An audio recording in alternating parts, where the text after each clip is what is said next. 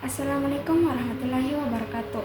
Perkenalkan, nama saya Nabila Febrianti dari kelas 243A dengan NIM 249308111000016. Di sini saya akan menjelaskan materi tentang perencanaan SDM. Perencanaan sumber daya manusia itu sebenarnya proses buat mengatur berapa banyak orang yang dibutuhkan perusahaan dan kayak gimana orang yang cocok buat kerja di situ, baik sekarang maupun kedepannya. Tujuan utamanya biar perusahaan ini punya orang yang pas di posisi yang pas dan di waktu yang tepat. Kalau perencanaan SDM-nya bagus, perusahaan ini bisa terhindar dari kekurangan atau kelebihan karyawan. Rekrutmen jadi lebih gampang dan kinerja perusahaan juga bisa lebih efektif. Nah, manfaatnya juga banyak. Dengan perencanaan SDM, perusahaan ini bisa punya tenaga kerja yang kompeten, produktif, dan biayanya bisa diatur dengan lebih hemat. Selain itu, perusahaan juga punya dasar buat promosi, pelatihan, atau pengembangan karir karyawan supaya mereka bisa terus berkembang. Kalau berbicara dengan prosesnya, biasanya dimulai dari mengecek dulu kondisi karyawan yang sudah ada. Sekarang jumlahnya berapa, kemampuannya kayak gimana. Setelah itu perusahaan ini mulai memikirkan kira-kira di masa depan butuh berapa orang dan di posisi apa saja. Nah, dari situ bisa kelihatan apakah perlu menambah pegawai baru, mengadakan pelatihan, atau mutasi karyawan ke bagian lain.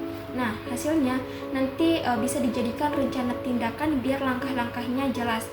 Tapi dalam perencanaannya ada juga beberapa hal yang bisa mempengaruhi, yaitu faktor dari dalam perusahaan, misalnya struktur organisasi, kebijakan, dan kondisi keuangan.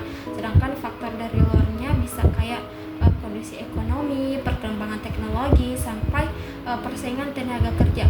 Nah, semua itu harus diperhitungkan biar rencana SDM-nya ini tidak asal.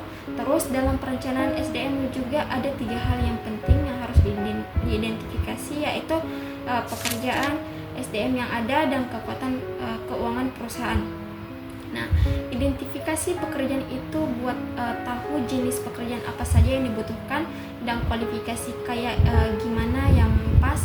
Nah, identifikasi SDM tujuannya buat tahu kemampuan dan jumlah karyawan yang sudah ada sekarang. Sementara identifikasi keuangan itu buat mengecek seberapa kuat keuangan perusahaan buat gaji, pelatihan, atau rekrutmen baru. Selain itu, perusahaan ini juga perlu melakukan peramalan atau forecasting buat memprediksi kebutuhan karyawan di masa depan. Salah satu caranya pakai teknik ekstrapolasi, yaitu cara yang melihat data dari tahun-tahun sebelumnya buat menentukan kebutuhan ke depannya. Misalnya, kalau dalam 3 tahun terakhir ini jumlah karyawan naik 10% atau 15% tiap tahun, berarti kemungkinan tahun depan juga bakal nambah sekitar 10%. Nah, cara ini cukup simpel dan bisa dipakai kalau kondisi keuangan perusahaan ini stabil. Contohnya, misal ada perusahaan yang teknologi yang mau buka cabang baru 2 tahun lagi. Nah, mereka harus itu mulai dari sekarang buat menyiapkan SDM-nya. Mereka bisa menentukan dulu posisi apa saja yang dibutuhkan, kayak programmer atau digital marketer. Terus mengecek kemampuan karyawan yang sudah ada dan berapa anggaran yang bisa dipakai buat rekrutmen dan pelatihan. Nah, dengan cara itu perusahaan bisa menyiapkan tenaga kerja yang sesuai kebutuhan dan siap pas cabang baru dibuka. Jadi intinya perencanaan SDM itu sangat penting, biar perusahaan ini bisa jalan dengan lancar, efisien, dan siap menghadapi perubahan ke depannya. Baik, sekian penjelasan saya, kurang lebihnya mohon dimaafkan. Assalamualaikum warahmatullahi wabarakatuh.